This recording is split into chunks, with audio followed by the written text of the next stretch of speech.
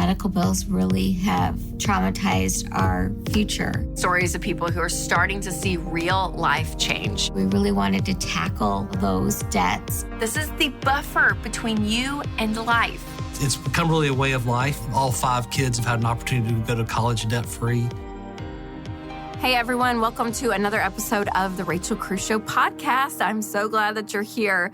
And today is going to be fun because we are going to talk about your very first step to never worrying about money again. So this is the first step on a journey for you to take control of your money. We're going to start a brand new series today, walking through the Ramsey Baby Steps. So there are 7 of them, and it is a proven plan that has helped millions of people win with money. So today's the first day of the series, so we're going to start with baby step 1, which is a $1,000 starter emergency fund. We're going to deep dive into this step. And also in this episode, we're going to talk about ways to cover your expenses when unexpected emergencies pop up. And I'll answer some of the most common money questions I get from people just like you going through the Ramsey Baby Steps. And then last but certainly not least, I have Dr. Caroline Leaf on. She is a neuroscientist, and we're going to talk about how to shift your mindset during this process. All right, I love baby step 1 because it really is the buffer between you and life. And $1,000 may seem like a lot, but here are some ways that you can save for it. And if you want to keep track of your progress, make sure to head to the show notes of this episode to get a free printable that you can color in as you go. All right, some quick ways to save $1,000. Are you ready? Cut out all non-essentials. Make a budget. Use cashback apps. Use energy-efficient lights. Brew your own coffee, pack your own lunch, meal prep, wait 24 hours for a big purchase, shop your insurance rates every year, freeze your spending temporarily, do a no-spend challenge, order water at restaurants, switch grocery stores, try things like Aldi, buy generic, use gift cards at Kroger, and then you can use those points to get gas. Use your Instant Pot instead of going out for dinner when you're too tired. Carpool to work. Pay with cash. You actually spend less when you pay with cash. Save loose change. Sell your kids' clothes at consignment stores. Sell things that you don't use anymore. If you haven't used or worn something in the past year, sell it. Sign up for free customer reward programs that are not credit card based. Stick to your grocery list. Find restaurants where kids eat free. Cancel unused subscriptions. Do your own lawn care, cleaning, nails, hair, all of that. Go have a yard sale. Keep selling some stuff. And finally, if you have whole life insurance, you need to switch to term life insurance. So term life insurance is a policy that you take out in the event that something happens to you. Your family gets a specific amount of money that is previously decided on. Now, there are several different options you can choose from, and I suggest you get a 20-year policy that is 10 to 12 times your annual income. Now, a lot of people treat their whole life policy as an investment rather than insurance. So you should not treat these the same, okay? Your investments and your insurance should be separate. And whole life insurance costs you so much more money over time, and the coverage is just not as good. Now, if you already have a whole life insurance policy in place, you can cancel it, cash it out, get your money back, but only do this after you've gotten a term life policy in place.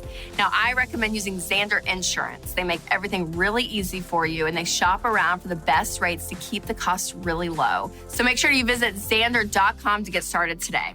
All right, $1,000 emergency fund, you guys. Baby step 1. This is the easiest step of all the baby steps, but it's also the hardest. It's the easiest step because it's $1,000. Now, that may seem overwhelming to you, but it doesn't have to be, okay? Look at your budget. Go to the last few episodes when we talk about budgeting. Cut some stuff out. It's great. You can get $1,000 really, really quickly. But it's the hardest step because it means that you are changing. You are changing the way you are dealing with your money. You are changing the way you are viewing your money. I mean, everything is about to change. And no one likes change. Change is uncomfortable. Change is hard. It's not always fun. But there was a moment for me where that change happened. And I talk about it in Financial Peace University. Here it is. All right, confession. I am a spender and I hated budgeting. That's right. Some of you probably just like fell out of your seats that Dave Ramsey's daughter hated budgeting, but it's the truth. It is just not naturally what I'm good at. I'm kind of like not great at details. And just the idea of budgeting was always so hard for me to grasp. I actually could understand it, but doing it is what was difficult. And I can even remember when Winston and I, my husband, when we were engaged, we went to premarital counseling. And even our premarital counselor said, you guys should do a mock budget together. I was like, how much did my dad pay you to say that? Because I was like, oh my gosh, I know we need to. Just doing it is so hard. And so when Winston and I got married, we didn't budget. We didn't budget for like the first 6 months of our marriage. And then finally one day, Winston came to me and he was like, Rachel, we need to do a budget together. And I just remember thinking, oh, you're one of those, aren't you? But I was like, okay, I know I need to. We need to do this together. Just doing it like, oh, I was like, okay, let's do it. So I remember we sat down in our little condo that we were living in at a kitchen table and we did our first month's budget. And you guys, it was a disaster. Like, it was terrible. I think we budgeted $50 for food or something for the whole month. Like, it was so bad. The second month, I remember it got a little bit better. We learned from our mistakes. We're like, okay, let's adjust these categories. But it was still a little rough. The third month, it actually started working. So much so that we were like, oh my gosh, this is great. This is what living on a budget feels like. This is amazing. And Winston and I are not perfect with money, but I can confidently tell you that we've done a budget pretty much from that point ever since. So much so that a budget became a part of our life that we took a trip to Florida one year before we had kids. It was kind of our last big hoorah. And we were flying down to Florida and Winston looked over at me in the plane and he was like, hey, Rachel, listen, I want you to relax on this trip. I don't want you to worry about anything. So you don't have to think about the budget at all. And you can just spend money. Yes, he did. Yes, he did. I was like, wait, what? I was like, for real, I don't have to think about the budget and I can just spend money? And he was like, yeah. I mean, if you're bumping up against the trip budget, I'll let you know. But yeah, just enjoy. I gave him the biggest kiss in the world. I was like, babe, you're letting me live in my strengths. Like, this is what I'm good at. And I remember we got down to Florida, checked into our hotel, went out by the pool. And it was one of those pools where like waiters and waitresses like walk around and you can like order drinks and food to your seat at the pool. It was awesome. And so this waitress walked by and I was like, hey, ma'am, do you guys have guacamole? And she was like, oh, yeah, sure. I was like, oh, I'd love some. Thank you. So she brings it. I'm eating it. It's delicious. And I was getting thirsty. So I asked her then, can I have a menu to look at the drinks? So when I open the menu, the first thing I see is appetizers. I was like, oh. And I see chips and guacamole. $23. $23. I was like, did the avocados fall from heaven? Like, what makes guacamole $23? I was like, it's okay, Rachel. Just spend the money. Just spend the money. So then I go down and I see drinks. And I see lemonade. I was like, oh, that's great. In my head, I thought, that's what I want to order. And I look over, $18. $18. I thought, what? This is crazy. And at that moment, the waitress was right in front of me and she said, okay, what would you like to drink? And I just had this battle going on inside of me. And I remember thinking, Rachel, just spend the money. Spend the money. Like, go back to your roots. Go back to who you were. And I looked at her and I said, I'll take the lemonade, please. And she brought it over and I took a sip and I was like, well, that was $1.50. Jeez. And in that moment, I started spiraling. I started freaking out because in my head, I was like, I just spent so much money on pool snacks that tonight at dinner, we can't get an appetizer. We're going to have to go to Walgreens and buy granola bars for breakfast. Like, what have I just done? And I was just panicking. And in that moment, I realized I was not panicking because of all the crazy expensive prices at the hotel, even though it was ridiculous, I know. But I realized in that moment that this was the first time at that point in years that I felt so out of control with my money, that I had no clue where my money was going.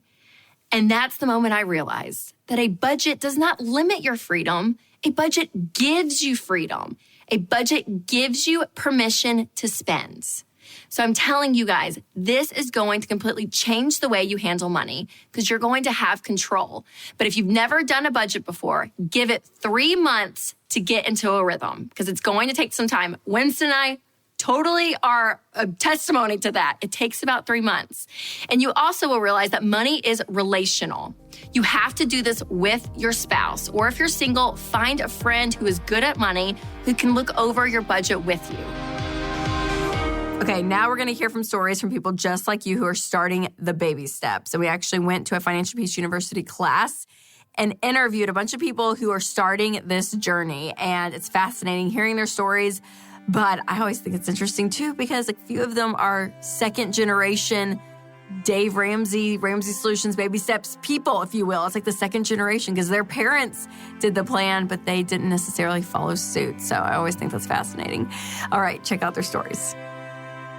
We had our son who had medical problems, and medical bills really have traumatized our future. So we really wanted to tackle as much as we could to handle those debts and to get them down as quick as possible. So the financial piece was the best way we saw fit to do that.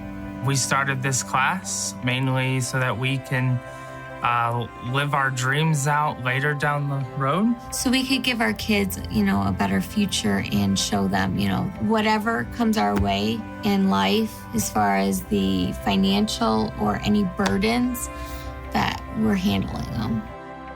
I grew up with my dad always talking about Dave Ramsey says this and Dave Ramsey says that. And my parents, I think going through Financial Peace University when I was so young, saved for a college fund for me. And so totally had no student loans to pay off. So I actually don't have any debt. But now being in the class is kind of fun because I get to apply the things that I already know and that I've already learned in my own personal finances.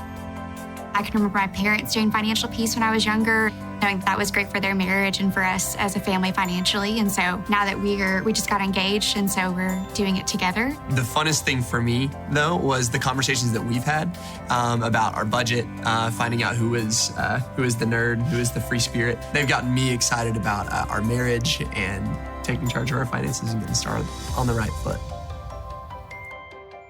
I love hearing stories of people who are starting to see real life change. I mean, I'm sure a lot of you can relate to some of what you just heard, and I really want you to have that hope too. And I love that they've plugged into a Financial Peace University community. It always amazes me how quickly people can see the light at the end of the tunnel. Now, some of them had some questions for me, so let's see what they are. A question that we would have saying that we have a little bit of credit card debt and a car payment heading into our engagement and into our marriage.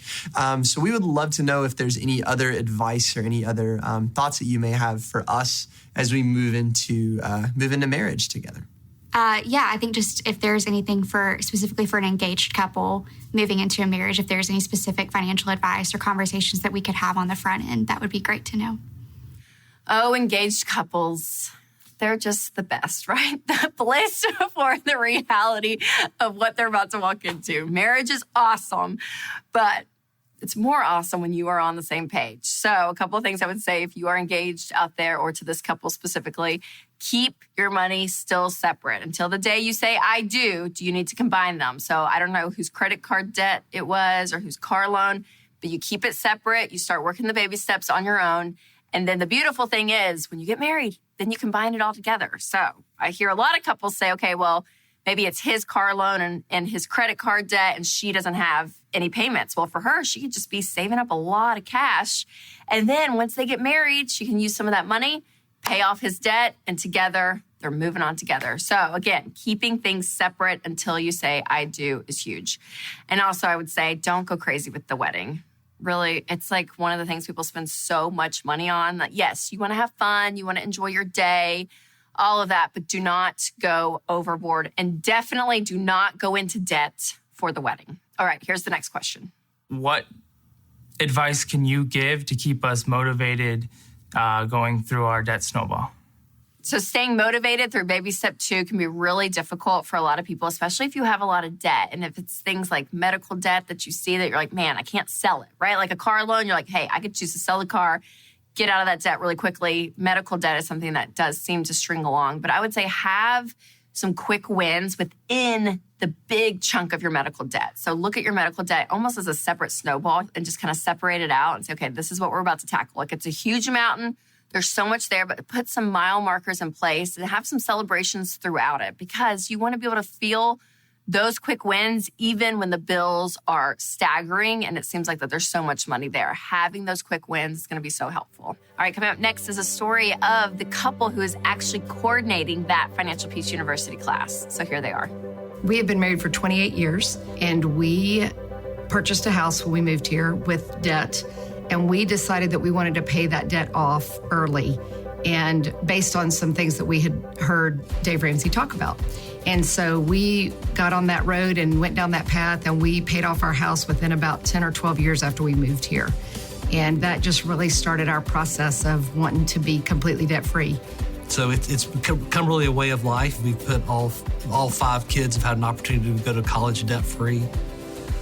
We have a fund for their wedding fund. So when each one of them has gotten married, we've been able to fund their wedding without going into debt. And it is kind of amazing to see how when you have the extra money to sock away in the 401k and savings, that there's not much pressure. There's a lot of peace to know that we've been able to bless our children, and then we'll be able to retire with a lot of dignity.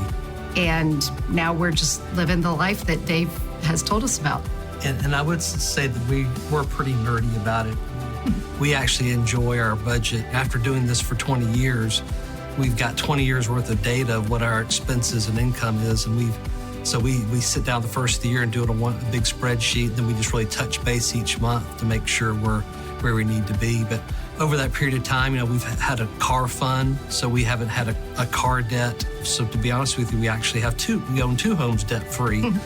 I think we got people's attention the first night when we looked at them and said, this works because we've done it. And you can do it too. If we can do it, you can do it. So we enjoy seeing the success and seeing the plan work. And it's really neat to sit in the class, and our class is maybe unique, I don't know, because we've got some older folks in there. We got some folks that are just married. We got some folks that are engaged. And it's really neat to see the light bulbs come on and to kind of pay it back a little bit and to share what we've learned. And that's fun, just to be a part of knowing that we've helped them on their journey. All right, after hearing those stories, I hope you guys are ready to go out and save that $1,000 right now. But listen, when we talk about money, you can kind of look at this subject that touches kind of like all parts of us, right? You hear the phrase body, mind, and spirit, and I kind of think of like body is like, okay, yeah, you're doing the tactical stuff. You're getting the extra job. You're selling stuff. You're getting out of debt. You're doing the budget. The spirit part, we talk a lot about the heart behind money and things like discontentment and comparison. But there's also the mind. The mind is a powerful thing, you guys, and we don't talk about it a lot. So that is why I'm bringing on our next guest, Dr. Caroline Leaf. She is a neuroscientist, and she is brilliant, because you're going to see the difference even between a brain and your mind and how powerful your mind is, you guys. The mindset that you have to have going into this, and even the change that has to occur with what you think about money, how powerful it is that can help you in the baby steps. So I got on a call with her, and so the audio is going to be a little bit different. You'll hear it, but it's totally fine. And it was just such a great interview. So I hope you enjoyed this interview with Dr. Caroline Leaf. Well, thank you so much, Dr. Leaf, for coming on the show. I really, really appreciate it. Oh, it's my pleasure. Thank you so much for inviting me. You're incredible in the work that you do. So people that are not familiar with you, kind of give like a little bit of background of who you are and what you do. So I'm a cognitive neuroscientist and communication pathologist. And what that means basically is I've studied the mind, and I'm a mind specialist. So I've spent the last 30 years researching how the mind works and the mind-brain connection and how they're separate and how the mind changes the brain. And I practiced clinically for 25 years in South Africa. That's amazing. A little bit about what I do. I love it. I love it. Well, the household I grew up in, my parents, probably more so my dad, I mean, he was all about the idea of just kind of positive thinking. And like, if you believe you can or you believe you can't, that's going to be your outcome. And, he was a big Zig Ziglar fan and just kind of more of the motivational, people that came out of that from the 80s. And so as I was reading your work, I was like, man, what I love about you is you pair science with the fact that our mind really does control our brain. And it's not just a rah-rah motivational tactic, but you really see the science behind it, right? Absolutely. So I am a scientist first and foremost. So I've studied specifically in the area of the mind being separate from the brain. People think mind and brain are the same thing, but mind and brain are separate. And so very often the message today is that the brain makes you do this. And we have to be very careful of that message because it takes away a lot of our own individual responsibility that we have, exactly like your dad used to say, is that, what you think it does become a reality. And it really does. You're creating matter with your mind. You're building thoughts, and those thoughts become the roots of what you say and what you do and how you function. So it's so interesting because my line of work is dealing with people and their money. And we always say that personal finance, it's about 80% behavior. It's only really 20% head knowledge. Like understanding the basics of personal finance. It's the way you're going to get results is changing your behavior. And part of changing your behavior is not losing hope.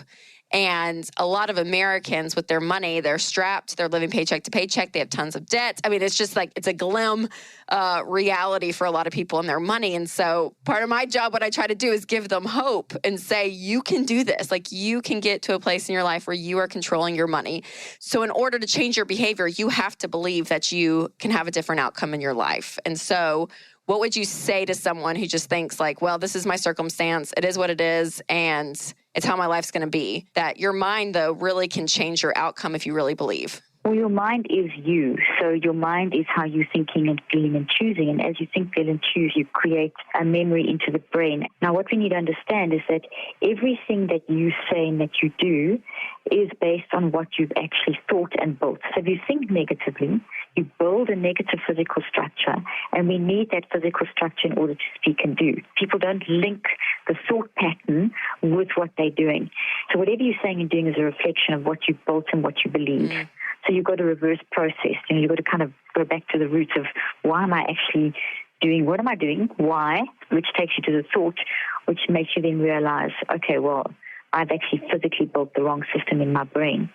And you can change it. And that's the control that we do have as humans. Absolutely amazing. So when people think about money specifically in America, I mean, statistics show us that it causes a lot of stress. It causes a lot of fear in people because of where they're at financially. So I'm curious, what do you see stress and fear do to the brain when it comes to our lives? It pretty much creates brain damage. Our brain is not designed to handle toxic stuff. It just doesn't have the wiring. It's a very dependent organ that is responsive to what you put in it. So, everything that you choose to consume, whether it's in the terms of what you listen to and read and what you eat and drink and put on your body, put into your body, is all affecting how the brain functions. So if your thinking is toxic, your brain will become toxic. You will have neurochemical chaos, you'll create brain damage. And in fact, mind management is so critical. In this current age, we have a mind management problem that is worse. It's the worst it's ever been in the history of mankind, where people are just not processing, not dealing with issues, looking for quick fixes, looking for external solutions. And that in itself causes tremendous fear. Yeah, absolutely. And a big part of my message, too, is helping people put down social media, stop comparing their lives to what everyone else has, because I think that's a huge problem, which is fueling the consumerism, right? You're seeing your friends, your family have X, Y, and Z, or they're going on X, Y, Z vacation. I mean, whatever it is, fill in the blank. And you're thinking, oh, that's normal. That's how I should be. And whether you have the money for it or you don't, people go and try to experience and buy all of these things because of what everyone else has. So have you done any kind of research, or what do you see social media and comparisons and all of that? Like, what does that do from the science perspective to our brain and our mind? It's huge, and I've written a lot about that in my books and as well. Social media is not all bad, but if it's used badly, it does change the way that the brain functions. Because your brain's not designed to be constantly bombarded. It's designed to take time and process information. So it's not a structure that can handle constant bombardment on a conscious level. And basically our conscious mind is very limited in terms of how much we can handle. And social media, if you don't manage it, it can create changes in how we think things through, which in itself causes tremendous stress. And it's this whole issue of comparison and curated photos and the curated lives and so on is a very bad thing.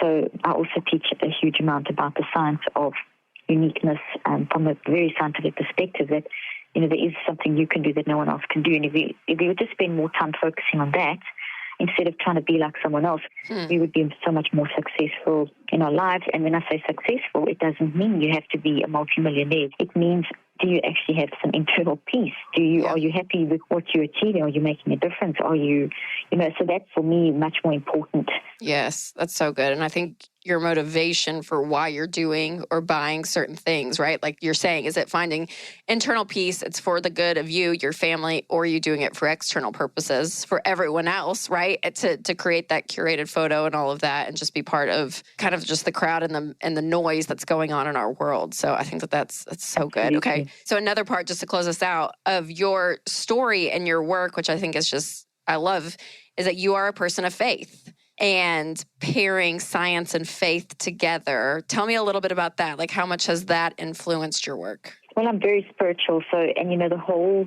fact that 99% of who we are is spiritual, and the fact that you look at science, nothing's ever 100% accurate because you're always learning new stuff.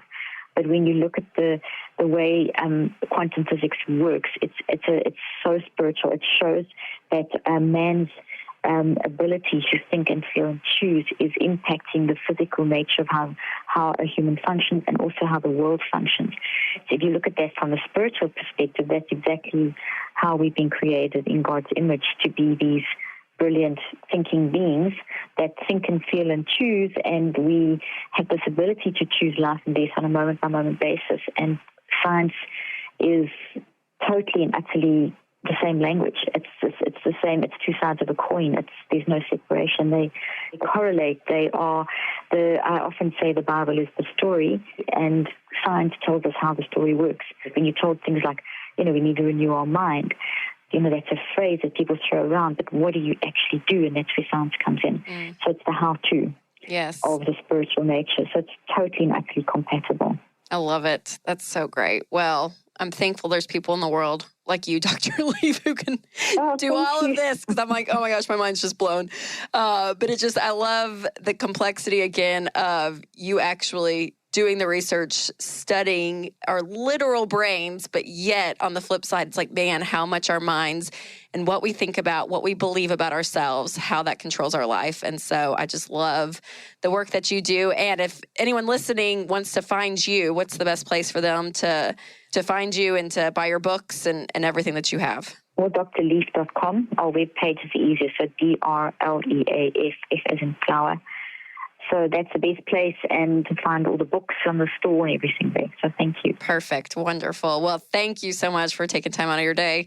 Really appreciate it, and excited to take this knowledge and for our listeners to really help apply it to their lives.